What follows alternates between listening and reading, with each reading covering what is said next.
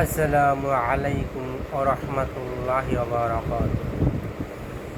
আলহামদুলিল্লাহি নাহমাদুহু ওয়া নাস্তাঈনুহু ওয়া নাস্তাগফিরুহু ওয়া নু'মিনু বিহি ওয়া নাতাওয়াক্কালু আলাইহি ওয়া নাউযু বিল্লাহি মিন শুরুরি আনফুসিনা ওয়া মিন সাইয়্যাতি আ'মালিনা من يهده الله فلا مضل له ومن يضلله فلا هادي له ونشهد أن لا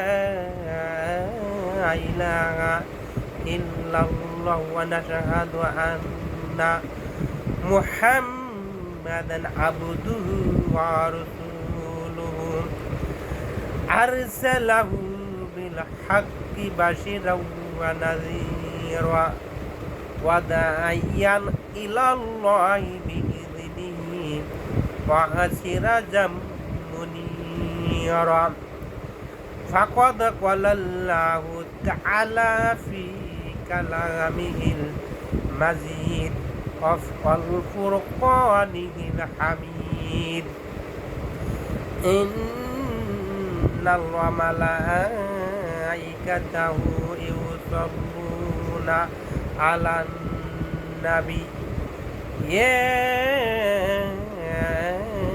أيها الذين آمنوا صلوا عليه وسلموا تسليما صلى الله على محمد صلى الله عليه وسلم طلع البدر علينا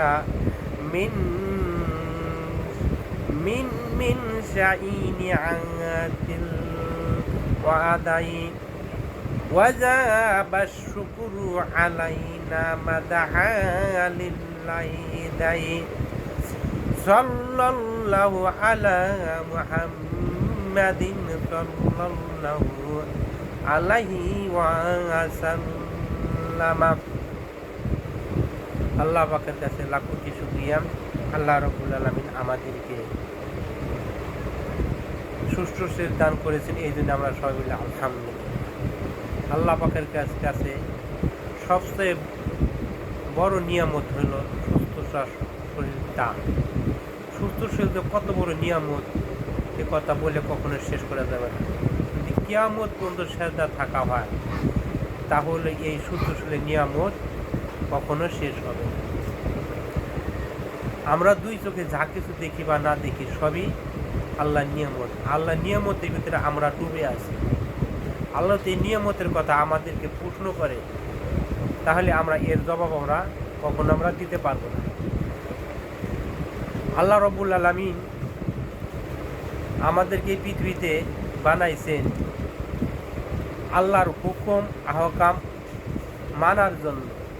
যদি আমরা আল্লাহর বিধান অনুযায়ী না চলি তাহলে আল্লাহ রাব্বুল আলামিন আমাদেরকে কঠিন সাজা দিবে হাসরের ময়দানে। তাহলে আল্লাহর বিধান অনুযায়ী পৃথিবীতে আমাদের জীবনযাপন করতে হবে। কোনটা আদেশ করছে আল্লাহ রাব্বুল আলামিন সেটা করতে হবে, আর যেটা নিষেধ করেছে সে থেকে আমাদের বিরত থাকতে হবে। এখন আমি আলোচনা করব ঈমান সম্বন্ধে। ঈমান কি এই সম্বন্ধে আলোচনা করব। আল্লাহ রাব্বুল আলামিন আমাকে যেন এই মুখ দিয়ে ঈমান সম্পর্কে কিছু বলার জন্য তৌফিক দান করে, আর আমাকে যেন আল্লাহ রাব্বুল আলামিন সুস্থ শরীর দান করে। ঈমান অর্থ বিশ্বাস। আল্লাহ পাক যে আছেন এই কথার উপরে যদি সন্দেহ আসে যে আছে না নাই, তাহলে তার ঈমান নাই। আমরা মুসলমান হয়েছি কালেমা পড়ে। আমরা কালেমার মধ্যে বলতে থাকি ঈমানুন মুফাসসালুন আমানতু বিল্লাহি ওয়া মালাইকাতিহি ওয়া কুতুবিহি ওয়া রাসূলিহি ওয়াল ইয়াউমিল আখিরি ওয়াল কদরিহি খাইরিহি ওয়া শাররিহি মিনাল্লাহি তাআলা ওয়াল বা'দি বা'দাল মাউত। আমি ঈমান আনিলাম আল্লাহ তাআলার প্রতি, তার ফেরেশতাগণের প্রতি, আসমানি কিতাবের প্রতি, নবীগণের উপর, পরকালের প্রতি, অদৃষ্ট লিখিত ভালো মন্দর প্রতি। একবার মরিয়া পুনরায় জীবিত হইবে তাহার প্রতি ঈমান ও বিশ্বাস আনিলাম। এইভাবে মনের বিশ্বাস থাকতে হবে যে আল্লাহ পাক একজন আছেন, মুহাম্মাদুর রাসূলুল্লাহ সাল্লাল্লাহু আলাইহি ওয়াসাল্লাম আল্লাহ তাআলার বান্দা ও রাসূল। আমাদের আখিরি নবী মুহাম্মাদুর রাসূলুল্লাহ সাল্লাল্লাহু আলাইহি সাল্লাম অন্যান্য যত নবী দুনিয়ায় আসিয়াছেন সবাই আল্লাহর রাসূল, তাহারা সৎ পথে দেখাইয়া দিয়াছেন। এই দুনিয়াতে বড় বড় চারিখানা আসমানি কিতাব আসিয়াছেন, তাওরাত, জবুর, ইনজিল, কোরআন। ফেরেশতারা আছেন বহুত। প্রধান চার ফেরেশতা জিবরাইল আলাইহিস সালাম, মিকাইল আলাইহিস সালাম, ইসরাফিল আলাইহিস সালাম, আজরাইল আলাইহিস সালাম। এর কাজ হইল আল্লাহর মহাবাণী আসমানি কিতাব নবীগণের নিকট পৌঁছানো। মিকাইল আলাইহিস সালাম সকল জীবের রিজিক বন্টন করিয়া থাকেন। ইসরাফিল আলাইহিস সালাম সিংহা মুখে নিয়ে আল্লাহর হুকুমের ইন্তজারে দাঁড়ায় আছেন। আল্লাহর হুকুম পাওয়া মাত্রই তিনি সিংহা ফুৎকার দিবেন, তখন কিয়ামত আরম্ভ হইবে। আজা আলাইহিস সালাম কাজ হইল তিনি সকলে জান কবজ করিবেন। ইহা যারা প্রত্যেক মানুষের নেকি বদি লেখিবার জন্য দুইজন ফেরেশতা প্রত্যেক লোকের সঙ্গে আছেন। একজন ফেরেশতা ডান পাশে থাকিয়া সব নেক আমল সমূহ লিখে থাকেন, আরেকজন ফেরেশতা বাম পাশে থাকিয়া বদ আমলগুলো লিখিয়া থাকেন। ইহা ছাড়াও কবরের সল করিবার জন্য মুনকার নকির নামে দুইজন ফেরেশতা মুর্দাকে কবরে রাখা হইলে জিজ্ঞাসা করিবে, তোমার রবকে, তোমার দিন কি ছিল, তোমার নবীকে ছিল? মুর্দার নেককার হইলে উত্তর দেয়, আমার রব আল্লাহ, আমার দিন ইসলাম, আমার নবী নাম মুহাম্মদুর রাসূলুল্লাহ সাল্লাল্লাহু আলাইহি সাল্লাম। আর মুর্দা বদকাল হইলে বলবে, আমি কিছুই জানি না। কিয়ামত হইবে নিশ্চয়, যার তকদিরে যা আছে তাই হইবে। মরণের পরে আবার সব জিন্দা হবে। হাসরে ময়দানে আল্লাহ পাক হিসাব লইবে। কবরে আযাব হবে একিন জানিবে। মুনকার নকির এসে সওয়াল করিবে, সওয়ালের জবাব যেজন পারিবে দিতে কবরের মধ্য রবে বহুত শান্তিতে। মৃত্যুর কষ্ট বিশ্বাস করিবে, হাসরের মাঠের কষ্ট বিশ্বাস করিবে। মিজান পাল্লা হইবে খারা আমল মাপিতে। নেকি বদি হয় যাহা হয় পাইবে দেখিতে। কুল সিরাত রাখিয়াছেন দুজকের উপর, সব বান্দা যাইতে হবে তাহার উপর। চুল হইতে চিকন আর তরোয়াল হইতে দাঁড়, অমাবাস্যার রাত হইতেও হবে অন্ধকার। নেকি বান্দা যদি শীঘ্রই হইয়া যাবে পার, পাও কেটে পরে যাবে যত গুনাহগার। বেহেশত দোজখ আল্লাহ পাক করিয়াছেন সৃজন, বেহেশত থেকে নেককারগণ, দুজকগণ, পাপীগণ। এই সকল বিশ্বাস করার নাম ঈমান। যে ব্যক্তি এই সকল বিশ্বাস না করিবে সেই ব্যক্তি মুসলমান নয়। ঈমান মুসলমানের প্রথম মূলধন। যদি ঈমান ঠিক না হয় তবে তাহার কোনো দোয়া, ইবাদত, বন্দেগী, দান, খয়রাত আল্লাহ পাকের দরবারে কিছুই কবুল হইবে না। যাহার ঈমান নাই তাহার কিছু নাই। যেমন এক ব্যক্তি সারা রাত মাছ ধরিয়া দুলা বা থলির মধ্যে রাখিয়া রাখিয়া রাখিতে লাগিল। সকাল বেলায় বাড়িতে আসিয়া দেখে তাহার তুলা বা থলির একটা মাছও নাই। নিচের দিকে তাকাইয়া দেখে তাহার তুলার তলা নাই। মাছ থাকিবে কি করে? ওই রকম ভাবে যার ইমান নাই বা বিশ্বাস নাই, সে জীবন ভর নেক কাজ করিয়া হাসরের ময়দানে গিয়া একটি নেক আমলও খুঁজিয়া পাইবে না। এই জন্যই আল্লাহ পাক কোরআন শরীফে পঞ্চম পারায় বলিয়াছেন যে তোমরা তোমাদের ইমানকে আরো মজবুত করো। আল্লাহ পাক কোরআন শরীফে যত জায়গায় ইমানের কথা বলেছেন, তত জায়গায় সাথে সাথে আমলের কথাও বলেছেন। কেননা ইমান আর আমল অঙ্গাঙ্গি ভাবে জড়িত, একটা ছাড়া আর একটা হয় না। আমলের সালে হলো কতগুলি শূন্যের নাম, আর ইমান হলো একের নাম। এক না থাকলে এই শূন্যের কোনো মূল্য নেই। আপনার কাছে ইমানের এক আছে, এই ইমানের এককে বাড়াইতে হইলে নেক কাজের দরকার। নেক কাজ হইলে শূন্য, ইমান আছে একটা, নেক কাজ করলে একটা শূন্য হইয়া গেল। একের সামনে একটা শূন্য বসে গেলে 10 হয়ে গেল, আর একটা শূন্য বসে গেলে 100 হয়ে গেল, আর একটা শূন্য বসে গেলে 1000 হয়ে গেল। দেখেন পারে কিভাবে, এরপর আরো লাগাবেন, লক্ষ হয়ে যাবে, আরো লাগাবেন, কোটি হয়ে যাবে। যত লাগাবেন তত বাড়বে। আর এক সরিয়ে নেন, তাহলে সৈন্যগুলির কোনো মূল্য নাই। সুতরাং ইমান না থাকলে নেক কাজের কোনো মূল্য নাই। একটা আর একটা সাথে অঙ্গাঙ্গি ভাবে জড়িত। সুতরাং আপনি যেমন ইমান দাবি করেছেন, তখন নেক কাজ করতে হবে। আন্দাজে আপনি যেটাকে নেক কাজ মনে করবেন, সেটা নেক কাজ নয়। নেক কাজ হবে সেটা যেটার পিছনে আল্লাহ পাকের রাসূল সাল্লাল্লাহু আলাইহি সাল্লামের অনুমতি আছে। আল্লাহ ও রাসূল সাল্লাল্লাহু আলাইহি সাল্লামকে খুশি করার জন্য হবে দুইটি দিক।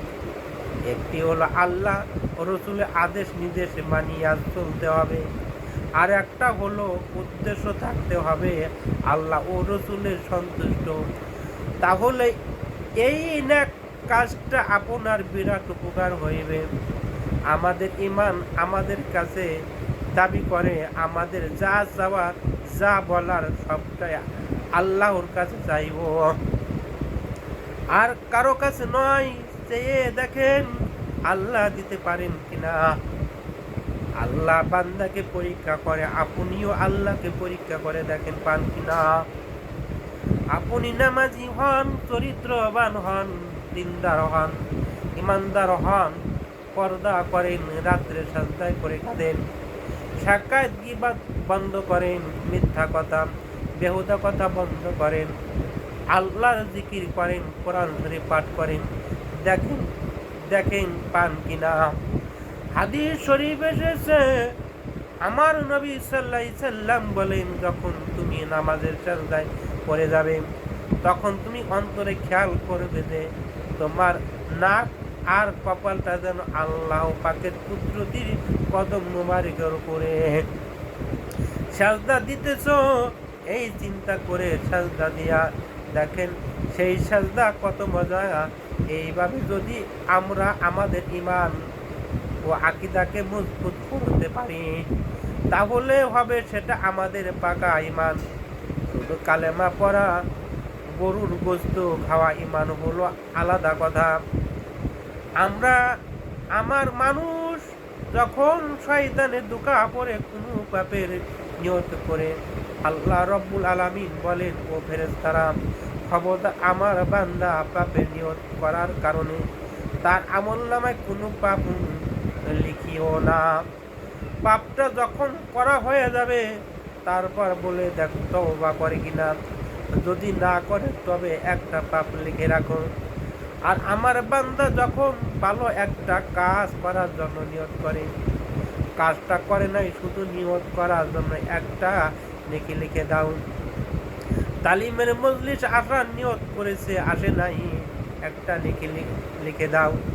আর যখন সে এসেই গেল, আমলও করেছে, রব্বুল আলামিন বলেন, হে ফেরেশতারা, আমার বান্দা একের জায়গায় 10টা নেকি লিখে দাও। সুতরাং আমাদের এমনভাবে ঈমান আনতে হবে, আল্লাহর উপরে যেমন ঈমানের মজবুতি ছিল আমাদের জাতির পিতা ইব্রাহিম আলাইহিস সালাম এর। আমার আজও যদি কোনো নমরুদ ইব্রাহিম আলাইহিস সালামের মতো ঈমানদারকে আগুনে ফেলে দেয়, আজও আল্লাহ পাক আগুনকে ফুলের বাগান বানিয়ে দিতে সক্ষম। সুবহানাল্লাহ।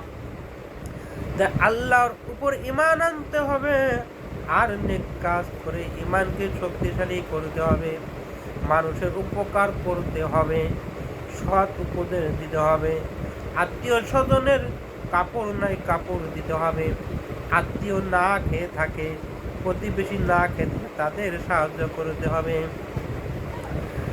1986 সনে রমজান মাসে 50 কোটি ভারতীয় হিন্দু ধর্মগুরু শিবদেব মহারাজ ডক্টর উদয় সেন ও তার পরিবারবর্গ ইসলাম ধর্ম গ্রহণ করে তার নাম রাখেন ইসলামুল হক। বিশ্বের উদান 10টি ধর্মের উপর তিনি পিএইচডি ডিগ্রি অর্জন করেন। পৃথিবীর 12টি ভাষায় তার দখল রয়েছে। তিনি বলেন, ইসলামের মানবিকতার সৌন্দর্য দেখে আমি ইসলাম ধর্ম গ্রহণ করেছি। মানবীয় জীবন ব্যবস্থা হিসাবে একমাত্র ইসলামী শ্রেষ্ঠত্ব দাবি করতে পারে। অন্য কোনো ধর্মের এমন সুন্দর ব্যবস্থা নাই। ইসলাম নেই একমাত্র ধর্ম যা দেশ জাতি সমাজের পরিপূর্ণ শান্তি প্রতিষ্ঠা নিশ্চয় দিতে পারে। আল্লাহ পাক কোরআনের মাধ্যমে সমগ্র মানব জাতিকে মুসলমান নামক একটি জাতিকে পরিণত করেছেন। ইসলাম এসেছে ন্যায় নীতি, সত্যর বাণী ও মানবতা নিয়ে অন্যায় স্বার্থপরতা দূর করার জন্য। এই জন্য ইসলামে ডাকে সাড়া দিয়ে যুগে যুগে বহু বিধর্মী ইসলাম গ্রহণ করে নিজেদেরকে আল্লাহর রাস্তায় ফিরিয়ে দিয়েছেন। এই 50 কোটি ভারতীয় হিন্দু ধর্মের গুরু যদি হিন্দু ধর্ম ত্যাগ করে ইসলাম গ্রহণ করতে পারে, তবে জন্মের পর হতে ইসলামের সাদলে থেকে কেন আমরা নিজেদের ইসলামী আদর্শে আদর্শবান করতে পারছি না? কেন আমরা একে অন্যের সাথে বিরোধিতা লিপ্ত হই? নিজেদের মধ্যে ক্রোধ, লোভ, স্বার্থপরতা, হিংসা, বিদ্বেষ, ক্ষুদ্র স্বার্থ সিদ্ধির জন্য দলাদলি করিয়া মুসলমানদের ঐক্যর ভিতরে ফাটল ধরায়।